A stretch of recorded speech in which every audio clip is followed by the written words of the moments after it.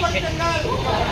வேறு பிரச்சனை அல்லது வியாதி இருந்தால் மருத்துவரை அணுகவும். இது போன்ற சரியான நாட்கள் உங்களின் பக்கத்தில் அம்பத்தூர் ஆர்சிஎம் ஒன்றரை குழிக்கில் நிறைய பொருட்கள் இருக்கிறது. இதை பயன்படுத்தி உங்கள் மகளுக்கும் உங்கள் மனைவிக்கும் எடுத்து சொல்லுங்கள், வாங்கிக் கொள்ளுங்கள். ஜெய் ஆர்சிஎம், ஜெய் கிஷோர்.